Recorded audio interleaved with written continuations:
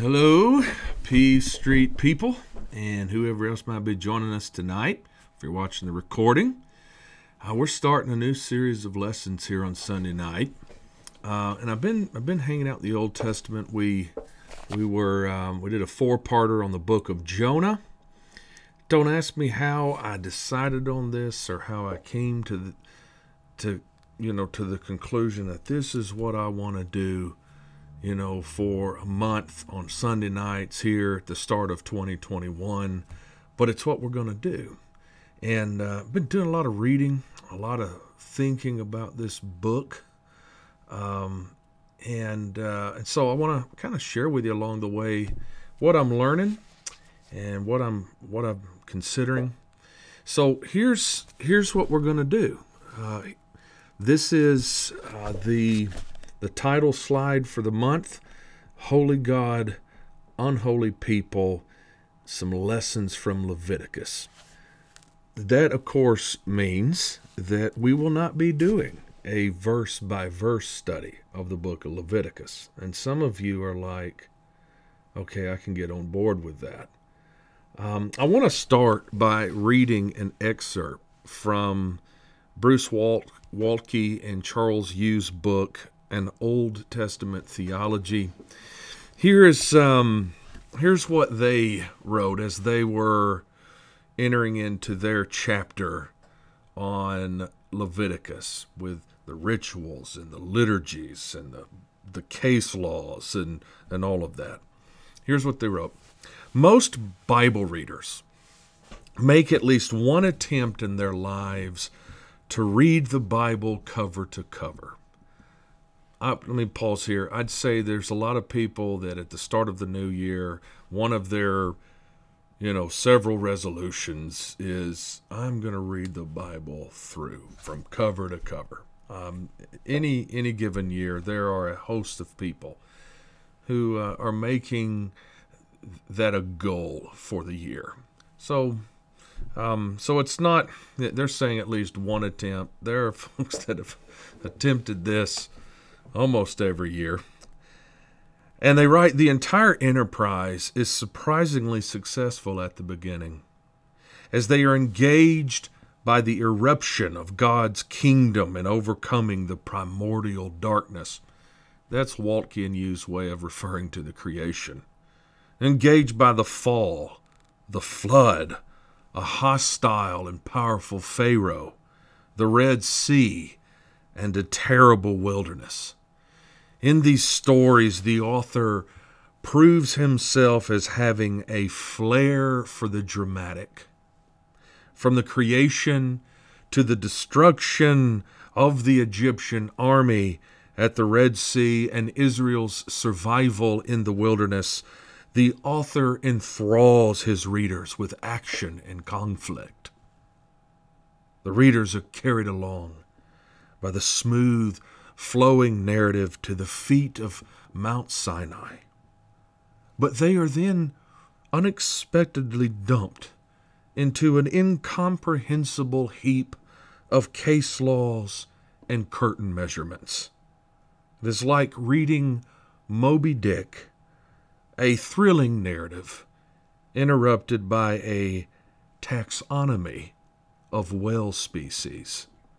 I love that comparison. I don't know if you've ever read Moby Dick, but to say that there is some tedium would probably be an understatement. And that is precisely what many readers of the Bible feel or encounter. They're in Genesis and Exodus. They get into Exodus about halfway through Exodus and certainly into Leviticus, and they are just bombarded with these very specific and at times strange laws. What's this all about? What's going on here? And a lot of folks have unfortunately ended their aspirations of reading the Bible cover to cover at the book of Leviticus. I want us to take the time to think about this book, to think about what it tells us about God, what it says about us, to to consider what value and significance that this old book of case laws and other things has to say to us today in the 21st century. So, with that in mind, I want to situate Leviticus in the Pentateuch, or the Torah. So we think about our kids. We teach our kids the first 5 books, the 5 books of Moses. We'll identify them as law, which is essentially what Torah in Hebrew means, as law. We have, our English names: Genesis, Exodus, Leviticus, Numbers, Deuteronomy. Some of these come by way, as we'll see in the case of Leviticus, for instance, come by way of the Latin Vulgate, which is based on the Greek translation of the Hebrew Old Testament, the Septuagint. But you have different names that these books go by, at least among, the ancient Hebrews. And they took it from the opening words of each book. So what we know as Genesis is Bereshit in Hebrew, which is in the beginning. Shemot, Exodus starts with, these are the times. Shemot is the Hebrew expression. Of course, Genesis for us is origin or beginning. Shemot is, these are the names.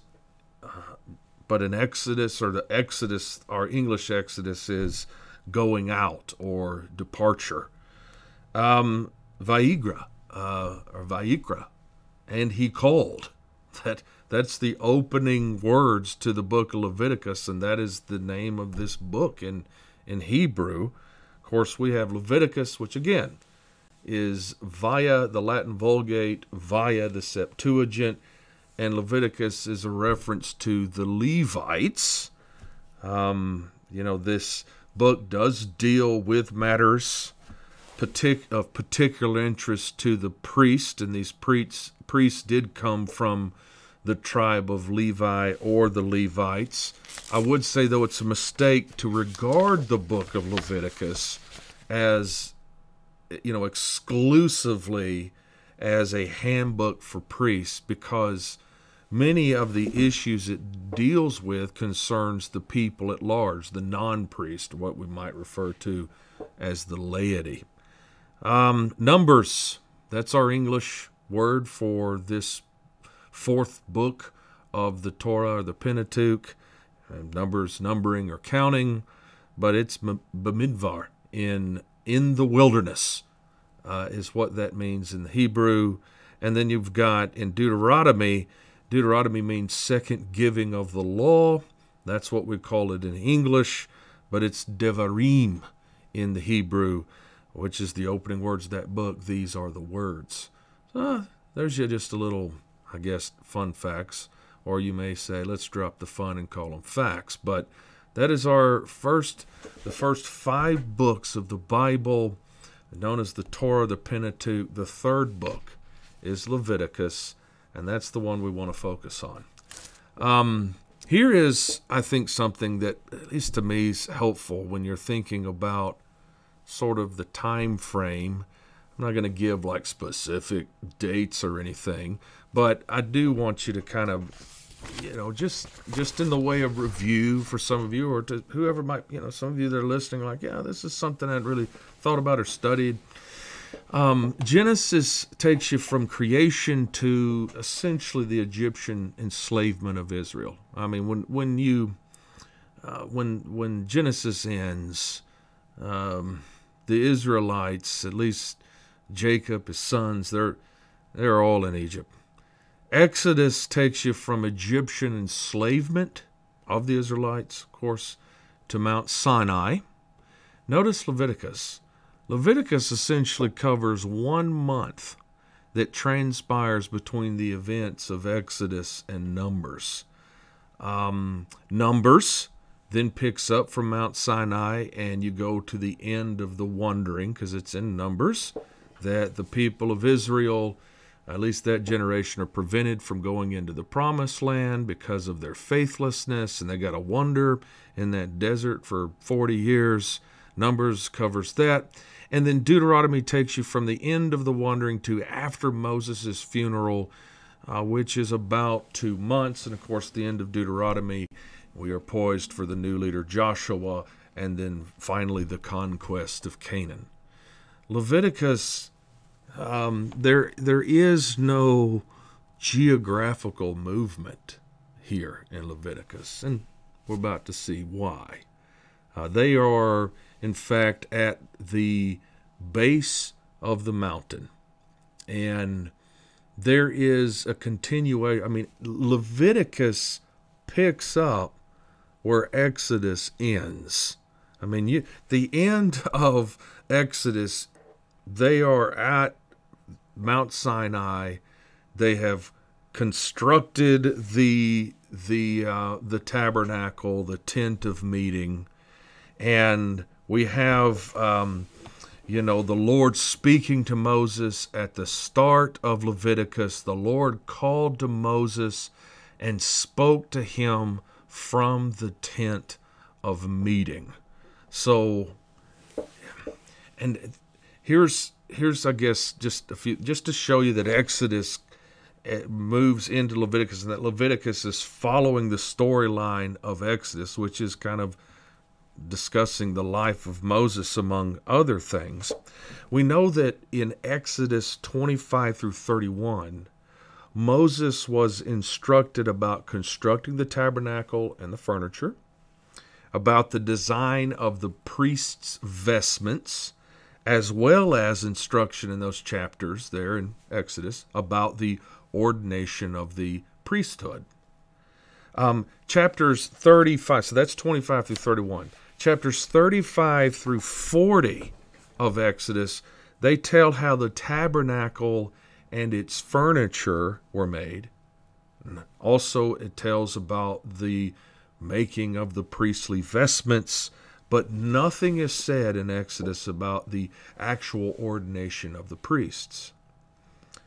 This is dealt with in Leviticus 8 through 10, Leviticus chapters 8 through 10, where Moses occupies a key role. There's also, and that 8 through 10 kind of reads a whole lot more like historical narrative than the rest of Exodus. However, there's another sort of historical narrative portion, reads more like Genesis and Exodus, in Leviticus 24, which discusses the fate of a certain blasphemer.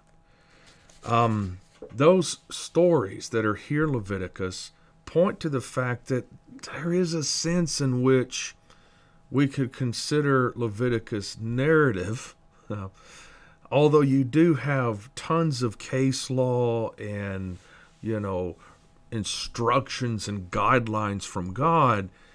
There is a refrain, and you'll find it almost at the start of almost every chapter.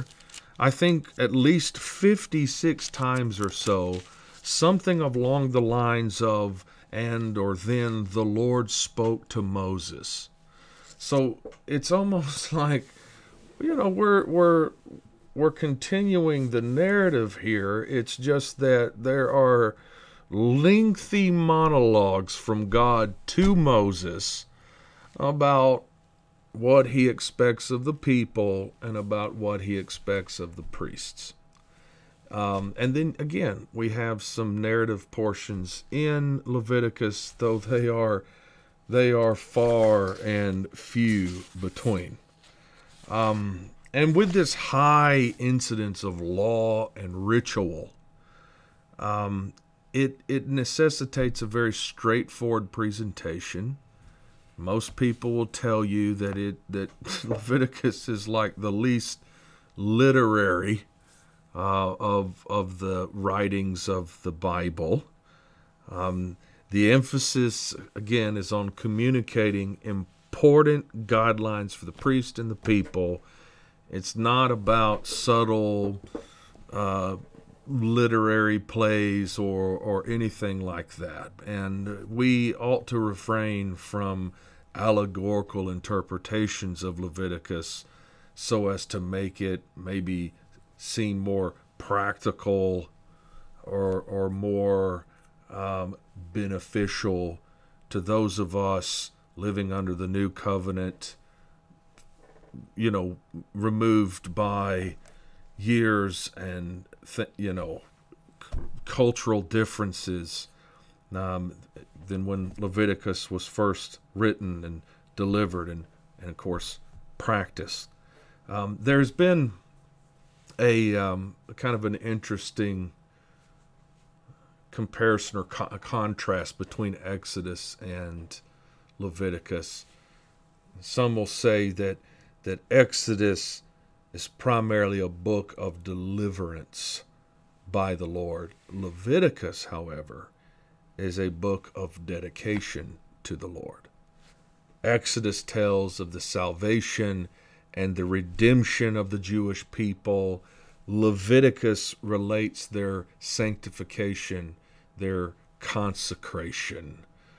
And those words, sanctification, consecration, are sort of like in the word family of holy or holiness words. And we'll see the importance and the centrality of holiness before we finish our lesson this evening. Again, all I'm wanting to do this evening and this lesson is to present an overview of Leviticus before we start getting into some more focused lessons. I want to share with you a couple of outlines. Okay, I like good outlines. This allows you to kind of see if there is structure to a book. It kind of helps you place parts of the book under certain headings and in your mind so that you don't feel as overwhelmed, because the book of Leviticus is 27 chapters and there is a lot of detail. One of the issues with reading Leviticus is visualization. You're reading about the sacrifice of an animal, and unless you're a deer hunter who's field dressed a deer or some other creature, it might be hard for you to visualize just the slaughter of these animals, the cutting of these animals, the splattering of blood and the sacrifices. And you're almost like, although you're like, I don't want to see this and I don't want to watch this, and I hope you, Jacob, don't include a video next week of this procedure, because it's quite gruesome when you really think about what these people and these priests are doing when it comes to these sacrifices. But I want to offer you a couple of outlines. One is pretty straightforward. I think a really just good, helpful breakdown of the book of Leviticus.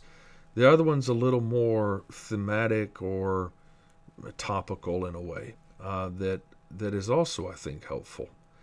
And then we'll just close not too long from now with giving you a preview of what we're going to try to cover in subsequent lessons on Sunday night. So here is Gordon Wenham. This is his breakdown of the book of Leviticus. So notice he breaks it into 4 parts, and it's true. If you were to sit down tonight, like, you know what, I'm gonna try to get as much from this book as I can. It's what we're studying. It's not every day I study the book of Leviticus, so here we go. You're going to find that the first 7 chapters deal with sacrifice. And let's see if I can bring my mugshot up in the corner.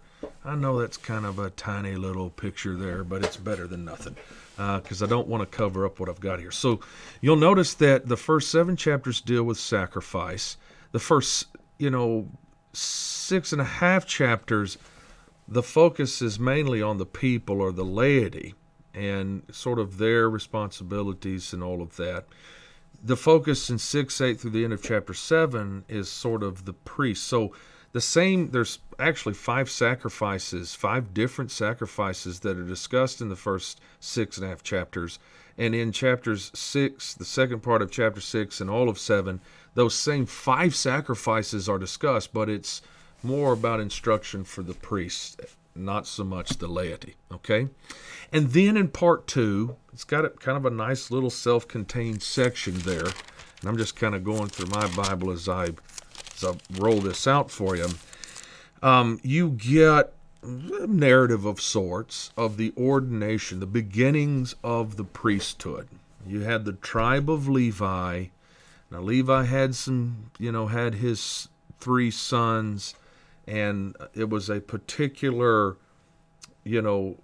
son of Levi that was given the responsibility, Aaron and the Aaronic priesthood, of maintaining the priesthood. So,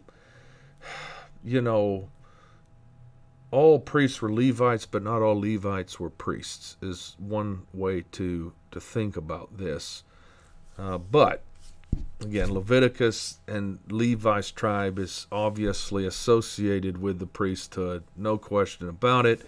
It's also in this section that you get that really sobering story about Nadab and Abihu. And there has been debate about what we as people living under the new covenant should take from that story. Is there anything instructive in that, or is there not? Now, I happen to think there is, but that's for another lesson. But here it is. 8:1 through 10:20 is a discussion of the priesthood, these mediators between a holy God and unholy people. And then part 3 are prescriptions for uncleanness. Now, when we think of cleanness or clean and unclean, we're often thinking of dirty, not dirty. But here, it's kind of the difference between acceptance into the camp and, being forced to stay or go out of the camp. At the center of the camp is the presence of God in the most holy place. And there are things that God requires of his people in order for them to maintain a sacred status in a sacred space. And we'll talk more about that actually next Sunday night. But that's also in that section where you have a discussion about, the fact that you can't eat bacon. Wow. I love bacon. But the Israelites, the Jewish people, the old pig was unclean.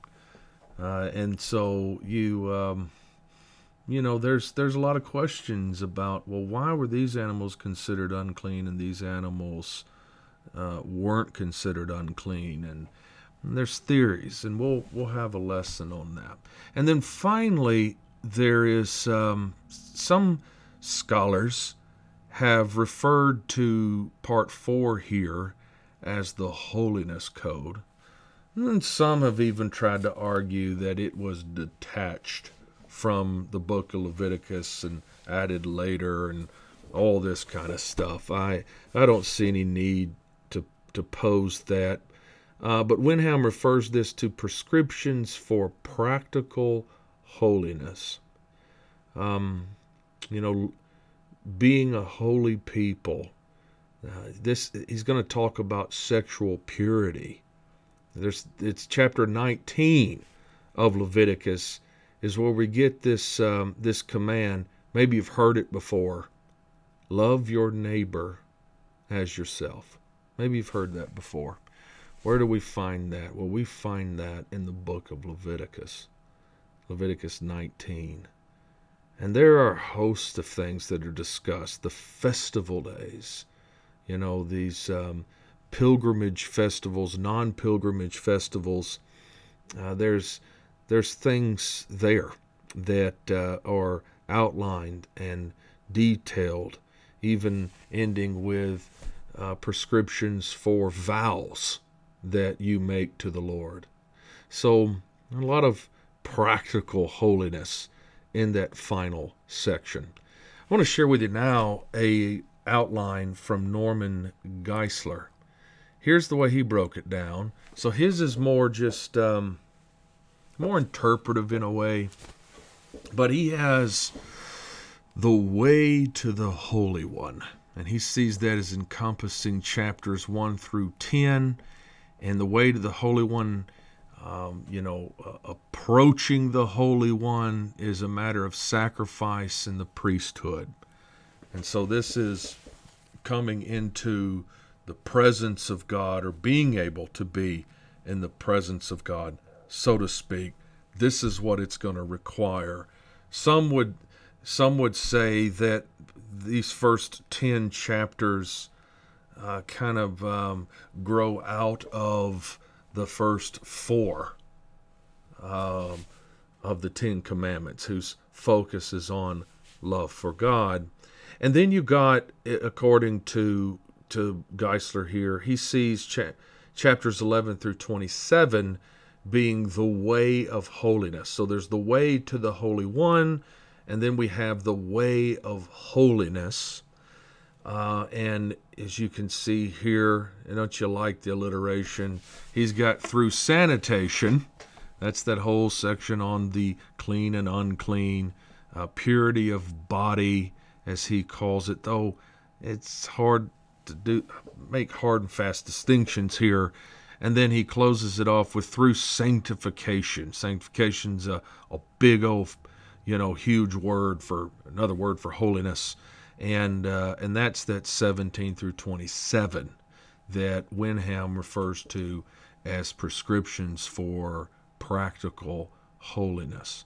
So this is just to give you the kind of the 30,000-foot view of the book of Leviticus, to see how it, what its contents are generally speaking, so that you can, sort of place what you're reading under a heading and know that it's not just completely isolated, that it's a part of something. Okay, so with this sort of brief introduction to Leviticus, let's look at the baseline, as we'll call it, for Leviticus, and then I just want to give you a preview for what we're going to do in the coming weeks. So here is what we might refer to as the baseline. It is what sort of undergirds and what drives all that is being communicated in the book of Leviticus. So in Leviticus 19 and verse 2, and the Lord spoke to Moses, saying, Speak to all the congregation of the people of Israel, and say to them, You shall be holy, for the Lord your God am holy. That's how the ESV has it. That am holy does kind of throw you. But that you shall be holy, for the Lord your God is holy. That is the baseline.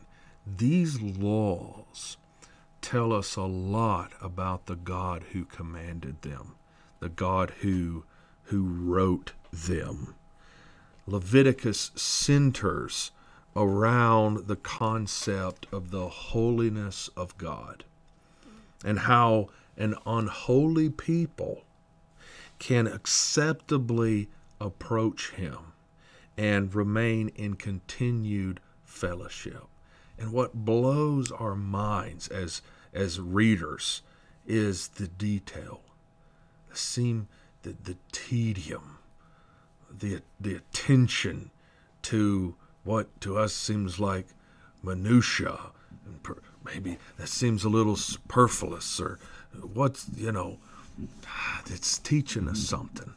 It's teaching us something about God that we ought not overlook. The way to God is through There's this blood sacrifice, and the walk with God is through obedience to his laws. The word holy occurs about 90 times in Leviticus. And the word sanctify, which is a part of that grouping of holy words, occurs about 17 times. So that's a big theme in the book of Leviticus. And as a result of that, that's where we're going to start next week. I'm calling next week's lesson Holy, Holy, Holy. And if you're thinking of Isaiah 6, when there's that incredible scene that Isaiah, sees of God, and you got the angels, holy, holy, holy. We want to know, what does it mean? What does it mean to say that God is holy? And to what extent can I be holy? And how do these laws underscore the holiness? What do they have to say to us, generally speaking? January 17th, we're going to think about strange laws. There are laws that you just go, what? I mean, that come from God himself, right? That come from God himself.